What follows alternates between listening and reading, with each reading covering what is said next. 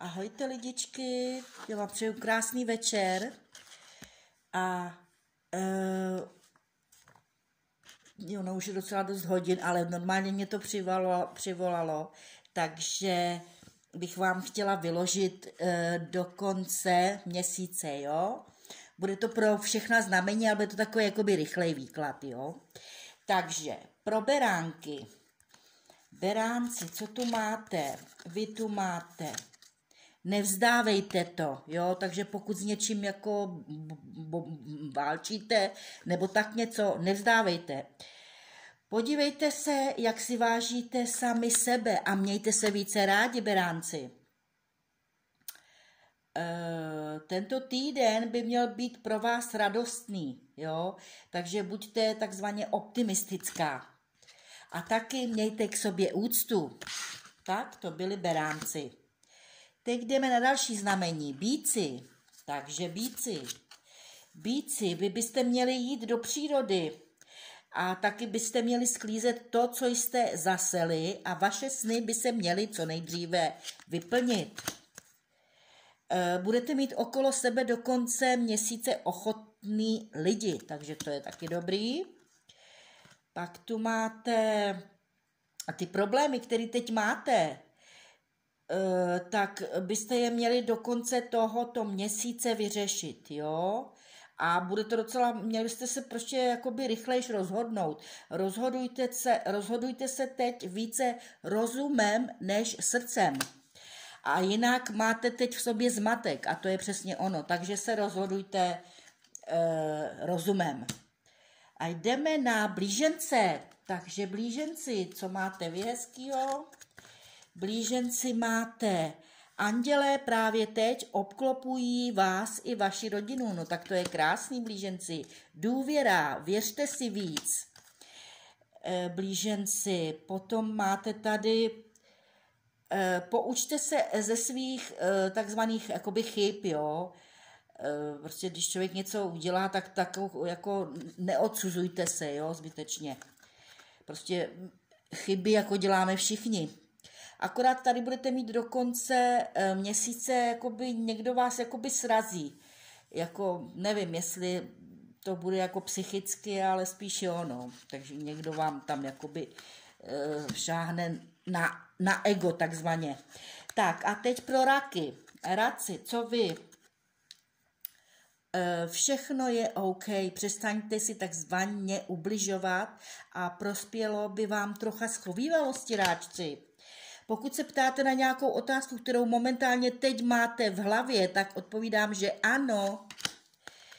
Za další tu máte, stojí před vámi docela veliké výzvy, takže zabojujte a nevzdávejte to a do konce měsíce budete tady po něčem toužit nebo už po něčem zrovna teď momentálně toužíte.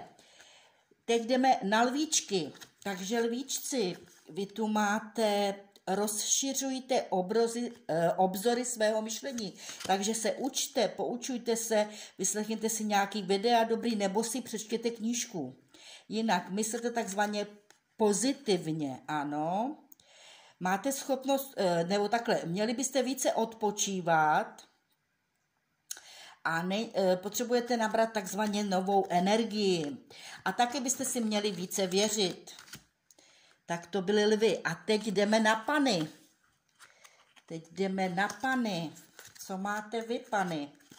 Vy tu máte, děkujte za příliv hojnosti a buďte za něj vděční.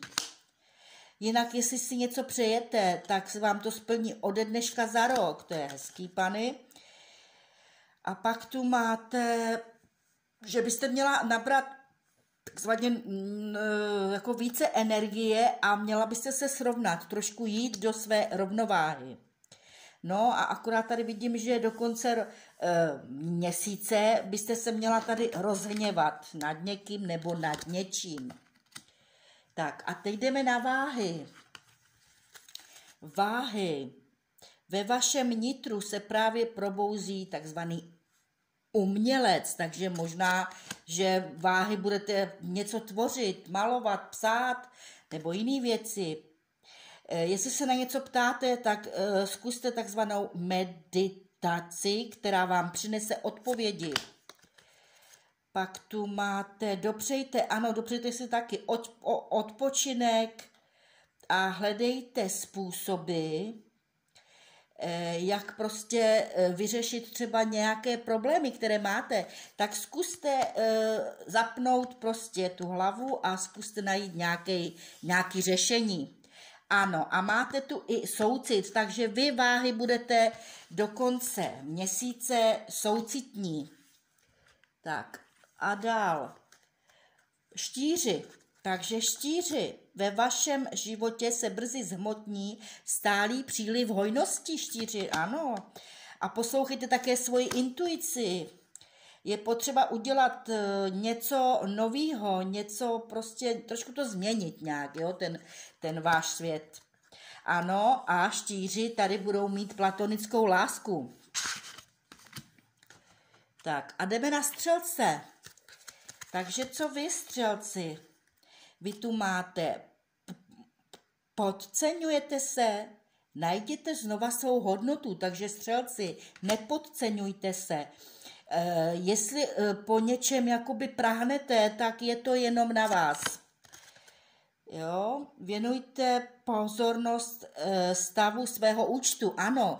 Dávejte si bacha, do čeho prostě investujete a za co utrácíte. Bohužel tady budete do konce měsíce zklamaní ohledně možná financí nebo tak něco. Tak a jdeme na kozoroha. Na kozoroha. Tak co tady má tady? Tak ve své současné situaci byste se měli ujmout vedení. Ano, kozorozi. A stane se vám něco, takhle, nebo spíš takhle, to, co vy si přejete, tak se vám stane ve správný čas. Tohle je vaše chvíle, všechno hraje ve váš prospěch, tak to je hezký. Akorát, prosím vás, neobvinujte se, jo. Takže kozorozi, jako neobvinujte se, všichni lidi děláme chyby, proto jsme taky lidi. A vodnáři, a tady se svezu s vámi. Takže co nás čeká? Vzdejte se logiky a důvěřujte svým pocitům. Odpoutejte se, jo? Takže takzvaně odpoutávat se od špatných lidí, od špatných věcí a od špatných návyků. Pak tady máme, soustřeďte se na to, kam směřujete, jinak zabloudíte ve svém snílkovství. A to je pravda, protože vodnáři, to jsou takzvaní snílci.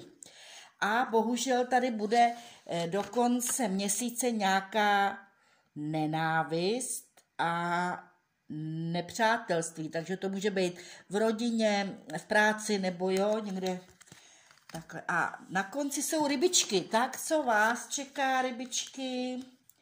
Takže někdo, koho milujete, na vás právě teď s láskou myslí. Jinak, to, co se vám přihodilo, tak z toho se budete takzvaně uzdravovat, jo? Takzvané zotavování pro vás, ryby. Tady bych vám ještě chtěla říct, že byste neměli moc přemýšlet, protože moc přemýšlíte a to taky není dobrý. No ale máte tu krásnou kartičku nakonec a tím se to vlastně uzavře. Hvězda. A hvězda je splněné přání.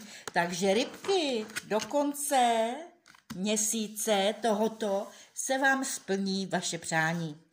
Takže super, tak já vám děkuji za pozornost a přeju hezký večer.